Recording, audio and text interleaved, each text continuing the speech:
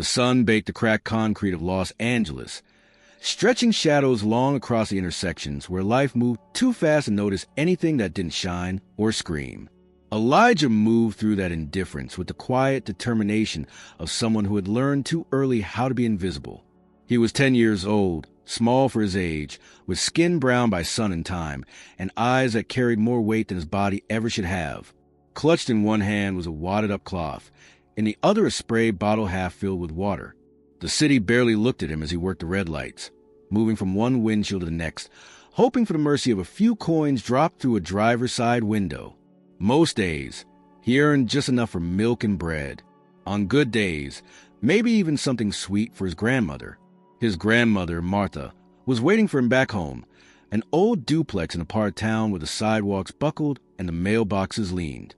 She had raised Elijah since the accident, since the sirens and the screams, since that early morning when his parents' car had been crushed by a delivery truck, and all that remained of them were photographs, stories, and a fragile boy with tear-stained cheeks who had been too young to understand why everything had gone silent.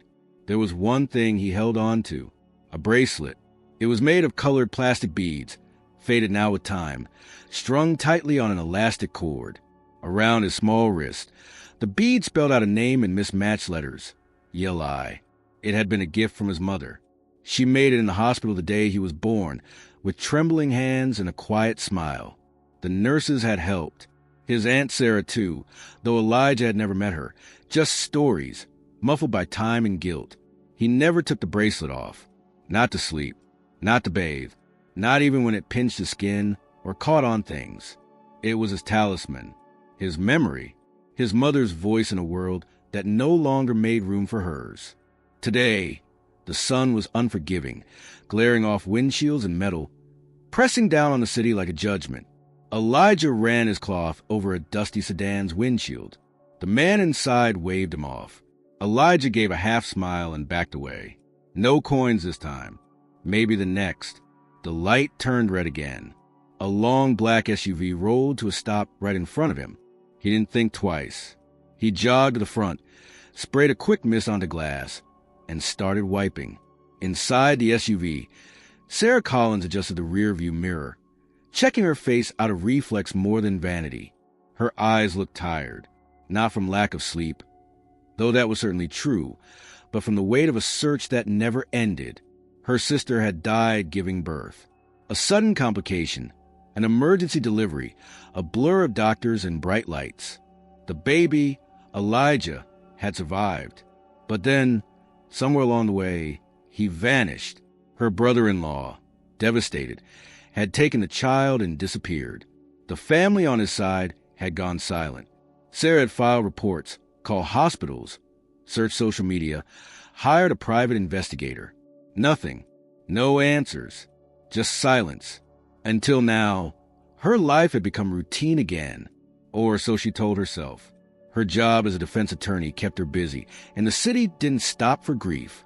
But there were moments, quiet, unbearable moments, when she'd see a little boy in a park or a bracelet on someone's wrist and feel something crack inside her. She was checking her messages when the boy stepped in front of her SUV. She barely looked at him. Just another kid trying to make it through the day. He sprayed the glass, wiped it, moved quickly and efficiently. And then she saw it. A flicker, a flash of color. The bracelet. Sarah's breath caught. She leaned forward, squinting, as if her eyes might be playing tricks. But no. It was real. The beads were faded, but the pattern was unmistakable. Blue, red, yellow, green, with crooked letters spelling out a name she hadn't said aloud in years. Eli. The breath she held escaped in a stifled gasp. Her hand trembled on the steering wheel. Her heart raced with a panic she hadn't felt since the phone call that changed everything. She pushed the door open without thinking, stepping out into the noise of the city, barely hearing the honks behind her.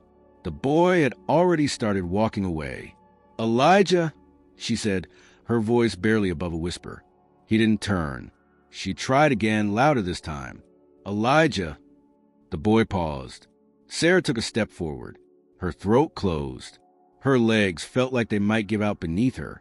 Elijah, is it you? The boy turned around slowly, confused. In that instant, the world stopped. Cars were honking. Pedestrians looked over.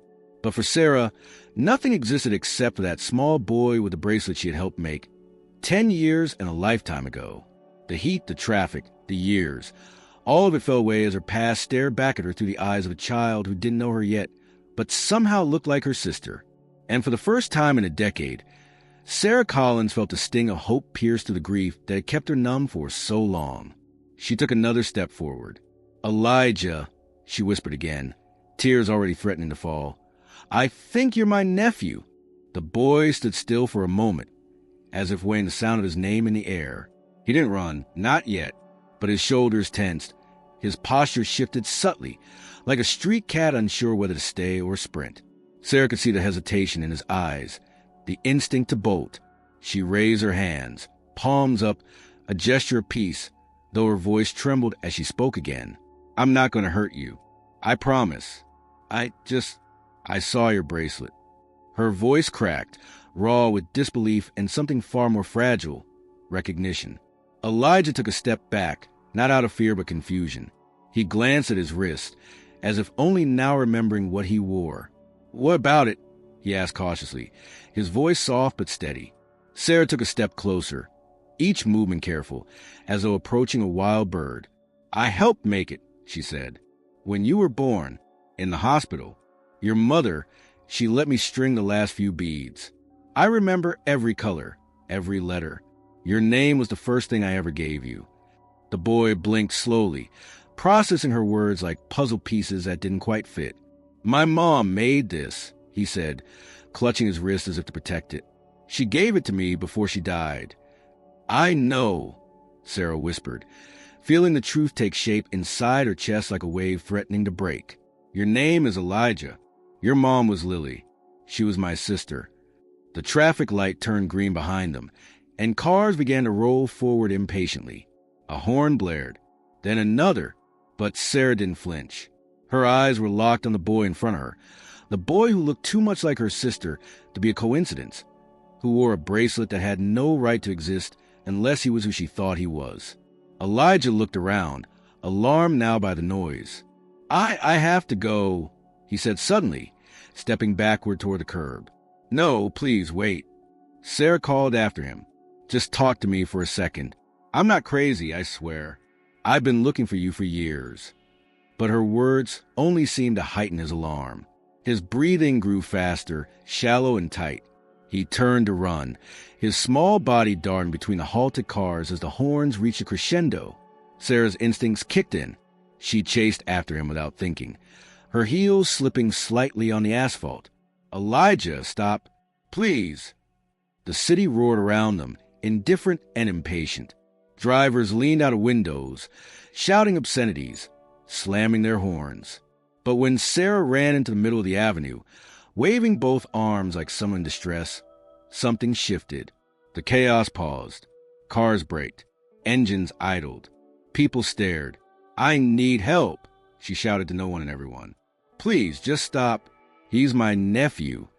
Elijah paused on the other side of the street, caught between fear and curiosity.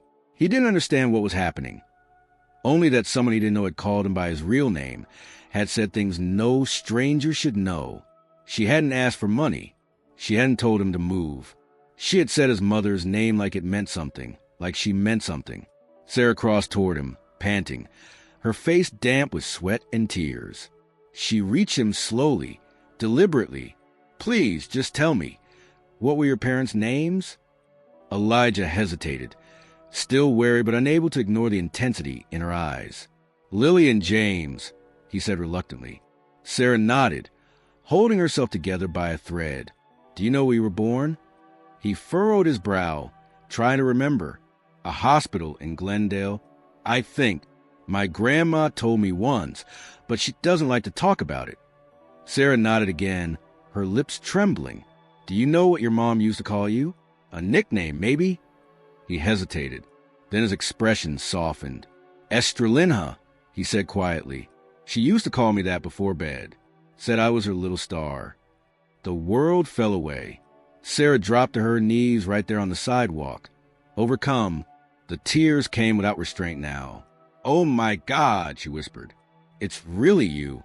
Elijah stood frozen, uncertain. She wasn't yelling. She wasn't grabbing him. She just knelt there, cried like someone who had finally found what she never thought she'd see again. Slowly, he took a step forward. "I don't know you," he said, not as an accusation but confession. "But you knew my mom's name, and my name, and that nickname. Only she ever called me that." Sarah looked up at him, her hands trembling as she wiped her cheeks. "That's because I was there when you were born. I held you, I lost you, and I never stopped trying to find you." He didn't answer right away. His eyes dropped to his bracelet, the one constant in a life of shifting truths. He turned his wrist slightly, letting the sun glint off the worn plastic beads. The letters were crooked, some of the colors faded beyond recognition, but they still spelled Eli, still carried a memory of the hands that made them. "Who are you?" he asked at last, his voice barely audible. "I'm your aunt," Sarah said. "Your mom, sister." A long silence passed between them, around them. The city resumed cautiously, as if unsure whether it just witnessed something real or imagined. A few drivers who had stopped watched with curiosity, some with empathy, but the world did not intrude.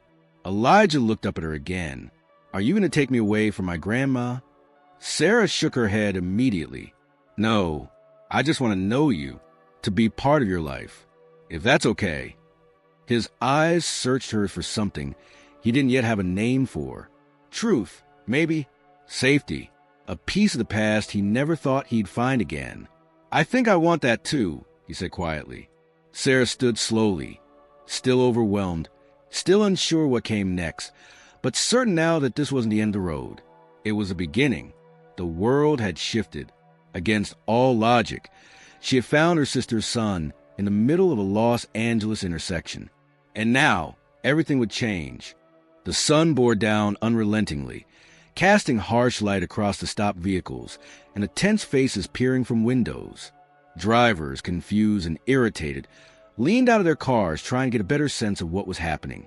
But all eyes eventually fell on the woman standing in the middle of the avenue, blocking traffic with her body, arms still faintly raised, her chest rising and falling in frantic bursts. And across from her, the boy, motionless now, his small hands clenched at his sides, stared with guarded eyes that betrayed the swirl of confusion and fear inside him. Sarah barely noticed the chaos around her. The blaring horns were distant echoes, meaningless in the current of adrenaline pumping through her. For a long moment, it was just the two of them, Elijah and herself, strangers bound by blood and fate, suspended in the disbelief of their own collision. "Don't go," Sarah said, her voice tight but deliberate. "Please, Elijah, just stay. Let me talk to you a little more." A loud honk shattered the moment. A man in a delivery van leaned out of his window, yelling about blocking the intersection, gesturing angrily. Another driver began shouting too. The crowd's agitation rose with each passing second, but Sarah didn't move. Then something changed. Perhaps it was the desperation on her face or the unmistakable crack in her voice when she said the boy's name. Or maybe it was the sight of a well-dressed woman, visibly shaken, kneeling before a street kid like he was something sacred. Either way, the mood shifted. The impatience turned to curiosity. A few drivers turned off their engines. A woman in a compact car stepped out and asked if Sarah needed help. A man on a bicycle stopped at the crosswalk, pulled out his phone, and began filming. The air grew thick with tension and possibility. Elijah glanced around, anxiety rising like a tide in his chest. He had never been the center of attention before, not like this. He was used to being unnoticed, background noise in the city's rhythm. But now dozens of eyes were on him, and he couldn't decide if he wanted to run or cry or disappear completely. "People are looking," he said quietly, almost a whisper, as if embarrassed by the scene unfolding. "I know," Sarah answered, steadying her breath. "But it doesn't matter. You matter more. I don't care if they stare. Let them stare." He blinked, startled by her words. Sarah took a slow step forward, then another, bridging the final space between them. When she was close enough, she knelt again, lowering herself to his level, careful not to move too quickly. "I'm sorry if I scared you," she said. "I didn't mean to. I just didn't know what else to do. Seeing you like that, it felt like the world stopped.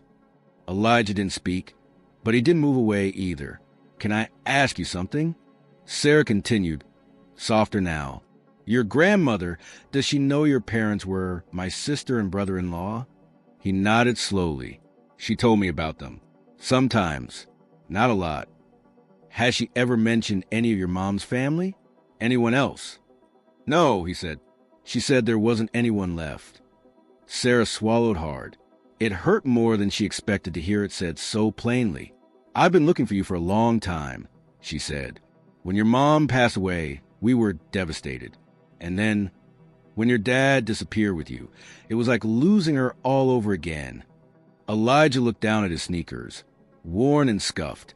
Grandma said people might try to take me away. That's why she didn't tell anybody. Sarah's heart clenched. Is that what she's afraid of? He shrugged. She said we needed to stay quiet, stay safe. For a moment, Sarah said nothing. The implication was clear. Martha, whoever she was, however much she loved the boy, had hidden him from the family for nearly a decade. Sarah's anger flared briefly, but was quickly doused by the reality that none of this was Elijah's fault. He was a child, caught in the wake of adult decisions he didn't understand. She couldn't unravel that pain here, not in the middle of the street. Listen, she said, her voice firm now, filled with new resolve. I'm not going to take you away from her. I'm not here to hurt anyone. I just want the truth. I want to know you, and I want you to know that you're not alone. A voice suddenly crackled through the air, cutting through the charged silence. A police officer, uniformed and calm, stepped forward from the crowd that had begun to gather at the edge of the sidewalk. His hand hovered near his belt, but his tone was neutral. Ma'am, is everything okay here? Sarah stood up slowly, brushing the dust from her knees. Yes, officer. Everything's fine now. I believe this boy is my nephew. I haven't seen him since he was a baby. The officer raised an eyebrow, glancing between them. And does he know who you are? I think he's starting to, she replied. I'd like to take him somewhere safe to talk. Maybe the station? Elijah looked alarmed, and Sarah turned to him quickly. Not to arrest anyone, she said. Just to talk. Somewhere quiet. I'll call your grandma. I promise. The officer nodded slowly. All right, I'll escort you both, just so nothing gets out of hand. The crowd began to disperse as the tension deflated. Some people whispered. Others took one last glance before returning to their cars. Engines hummed back to life, but a few remained still, watching as the boy followed the woman, hesitantly but willingly, back across the street. Sarah walked beside him, keeping her distance, resisting the instinct to reach out. There would be time for that, if he wanted it. For now, this was enough. She glanced down at his wrist again, at the old, fraying bracelet. Her chest ached. The moment they stepped into the police cruiser, Elijah finally spoke again, his voice barely audible. Are you really my mom's sister? Sarah met his eyes, her own full of quiet fire. I swear on everything I have ever loved, she said. I am. And for the first time, Elijah didn't look away. The fluorescent lights of the police station waiting area painted the room in a sterile, washed-out glow, heightening the tension that lingered in the air long after the road had reopened behind them. Elijah sat on a stiff plastic chair, knees drawn close to his chest, holding his frayed bracelet, like it was the only real thing in the world. Across from him, Sarah sat with poised restraint, her hands folded in her lap, her eyes alternately meeting his and flicking toward the door leading to the holding area. Neither spoke while they awaited the arrival of the woman who held the other half of Elijah's past. When the door opened and Martha entered, the air shifted, heavy, fragile, full. She was a small woman, stooped just enough to carry the weight of every secret she had ever held. Her eyes, dark and guarded, fell on Sarah with a flicker of recognition, then hardened into a posture that held the scars of years spent avoiding discovery. They didn't immediately speak. Minutes passed, wrapped in a silence pregnant with tension, before Sarah finally broke it. Martha, she said softly, measuring each syllable as though it were an emblem of peace she was desperately trying to offer. Martha's grip on the purse perched on her lap tightened, her knuckles whitening. You have no right, she said, voice low and brittle. "He doesn't belong to you. He belongs to both of us." "He's family," Sarah replied, her voice steady but gentle enough to cradle the tension. "I just want what's best for Elijah. I want to help." Martha rose then, her movements slow, deliberate. She approached her grandson, once a child she muffled from his own identity. She sat beside him, all the way close, bending forward so that Elijah looked up at her. He bristled, agitated by the intensity of the proximity and the weight of unspoken words. "Your aunt's right," Martha said in a voice that fractured under pressure of concession. "He does deserve more than what I've given him." She looked at Elijah, her gaze catching his confusion, his cautious eyes. "I was afraid," she confessed, tone small. "Afraid people somehow take him away. Your mother was too young, your father gone. I thought I was protecting him. But I lied when I said you had no one." Elijah looked between them, flicking his eyes from Sarah to his grandmother. His young mind raced. These were names and faces he barely understood, but that had formed the backbone of every silent thought he carried. Sarah reached forward, gently lifting Elijah's hand, inspecting the bracelet's crooked letters. "You can't hide from him now," she said, voice low, though it resonated with fierce clarity. "He deserves to know his story." Martha's shoulders sagged. "I never meant to erase your life, Sarah. I only meant to protect what was left." She swallowed. "I lost my son, your brother. When the accident happened," she continued, "he and your sister were everything to me. I couldn't trust your family with his only child. I changed our name, moved us across town, and hoped no one would come looking." Sarah clenched her jaw, pain and empathy warring inside her. "I understand fear, Martha. But Elijah shouldn't have had to carry that in silence." Elijah watched them in tense silence. Even at 10, he felt the gravity of the adult's sorrow in that room anchor itself to his chest. He looked down at his hands, tracing the beads, then finally spoke. His voice trembled slightly. "I've always wondered, was it wrong to miss them?" Martha closed her eyes and reached out a shaky hand to touch his. "No, sweetheart, it wasn't wrong. You were allowed to miss them." She looked at Sarah, tears gathering in her eyes. "And you were allowed to wonder where he was." Sarah nodded, the years of searching, sleepless nights, and unanswered phone calls crystallizing into a mixture of relief and regret. "I'll make things right," she said. "This doesn't mean taking him away. It means giving him more of me, more of our family, more of the truth." The silence returned, but it was softer now, less electric and more tentative in hope. Martha exhaled and turned to Elijah. "Do you want that?" she asked him in a whisper. He glanced at Sarah, then back at her grandmother, and then at his bracelet, whose beads had guided them both back to this moment. His eyes cleared slightly. "I want to know her," he said softly. "I want to know you both." He looked down at the bracelet. "And I want to know why I've always felt like a Estrella, like a star." Sarah's breath caught in that word, that echo of the nickname, the love, the truth of Lily's voice tacked to a child heart. She reached out slowly, and Elijah accepted her hand without hesitation. It was in that gesture that the paralysis dispersed, the shadows of guilt and fear flickered away, and they found the fragile grace a new beginning. They would need time, legal decisions, mediation, agreements, but the hardest step had already been taken. They had found each other, and in doing so, found a path forward. The hum of the station continued, but for a moment the world felt right. A grandmother who had hidden out of fear, an aunt who had searched out of love, and a child who had yearned for both. The pieces were broken and jagged, but together they formed a beginning. The air outside the police station was cooler now, the heat of the afternoon giving way to a gentler dusk. Streetlights flickered on one by one, casting a soft golden haze over the sidewalk as Sarah, Elijah, and Martha stood together in silence, each of them unsure how to take the next step into a life none of them had prepared for. For Elijah, the world felt suddenly wider, less certain but filled with a strange possibility he couldn't name. His hand still wrapped loosely around Sarah's, while Martha hovered detectively beside him, eyes darting toward every passing car as if the piece they had found inside could still be stolen away. Sarah offered to drive them home. It wasn't far, and for once, Martha did not resist. The silence inside the car was not awkward but contemplative, each person deep in thought. Sarah watched Elijah through the rearview mirror. The boy who had once been just a photograph and a whisper of memory now seated in her back seat, watching the city blur past with the eyes of someone suddenly aware of how fragile and vast life could be. When they arrived at Martha's small duplex, the worn building looked almost unfamiliar in the fading light.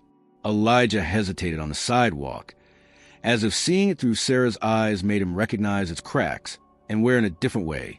He had called this place home for as long as he could remember, but now, for the first time, he felt as though he were seeing it from the outside. Inside, the apartment smelled faintly of lavender and old paper. The furniture was modest, but the space was clean, meticulously kept. Elijah sat on the couch, fingers trailing the frayed edges of the blanket his grandmother had crocheted years ago. Martha moved to the kitchen without a word, pulling out a tin of sugar cookies she reserved for visitors, as if hoping that food might patch over the tremors still rumbling beneath their words. Sarah remained standing. She scanned the room slowly, her gaze pausing at the small framed photographs on the shelf above the TV. One showed a younger version of Elijah, missing his front teeth, smiling wide with crayon marks on his shirt. Another, older, showed Lily, heavily pregnant, her face radiant and tired. Sarah reached out, touching the edge of that frame with reverence. "I don't have any pictures of her after the hospital," she said quietly. "I try to hold on to what I could, but time, it has a way of taking even the things we swear we'll never forget." Martha turned from the kitchen, the tension in her frame softening slightly. "I didn't keep them out of spite," she said. "I just couldn't face them. Every photo felt like a mirror that wouldn't stop screaming at me." Sarah didn't respond right away. She looked back at Elijah, who watched them both with a gaze that was older than 10 years should allow. "I'm not here to rewrite your story, Martha, or to erase what you've done for him. But I am here now, and I don't want to disappear again." Martha nodded once, slow, as if each motion carried years of weight. "Then we'll have to find a way to share him," she said. "He deserves more than secrets." In the days that followed, the routine of Elijah's life began to shift. Sarah began visiting often, sometimes for dinner, sometimes to take him to park, once even to a bookstore where he picked out a novel far beyond his age group, simply because the cover reminded him of stars. He didn't yet know how to explain what he was feeling, but he began to sleep more deeply, laugh a little louder. There were still questions he didn't know how to ask, emotions he didn't know how to name, but the spaces where pain had lived for so long began to make room for something new. Martha, though cautious at first, began to relax. She and Sarah started talking, not just about logistics or visitation schedules, but about Lily, about the woman they had both loved and lost in different ways. They discovered, to their surprise, a shared tenderness in their grief, and with that, a fragile trust began to grow. They disagreed at times, on discipline, on Elijah's future, on how to explain the past to him, but there was a kind of sacred ground between them now, born from the boy who had unknowingly led them back to one another. Legally, Sarah pursued joint guardianship, and after several meetings, court filings, and a few tense appointments with family mediators, an agreement was reached. Elijah would stay with Martha, but spend weekends and holidays with Sarah. His school would remain the same, but his world would no longer be defined by the borders of one apartment. He would now have 2 homes, 2 women who loved him, and a life filled with people willing to fight for him. The final approval from a family court came on a Thursday afternoon. Sarah picked Elijah up from school, and they walked together along the sidewalk lined with jacaranda trees, their purple blossoms beginning to drift onto the pavement like soft rain. He didn't speak much on the walk, but he held her hand tightly, his fingers curled into hers with the quiet certainty of someone learning what it meant to be safe. When they arrived at the same intersection where it had all begun, the traffic light was red again. Sarah paused at the curb, looking down at him. Elijah looked up at her, his eyes wide, waiting for something unspoken. "Do you remember this spot?" she asked. He nodded. "You were crying." "And you were running," she replied with a faint smile. "But now we're walking across it together." He glanced down at his wrist, the bracelet still intact, though more worn than ever. Sarah noticed and crouched beside him. "Would you like a new one?" she asked gently. We can make one together." He shook his head. "Not yet," he said. "This one still reminds me of everything. Of Mom. Of that day. Of you." She nodded, understanding. "Then keep it until you're ready." They crossed the avenue, side by side, no longer strangers pulled together by fate, but family finally found, walking together into the life that had waited far too long to begin.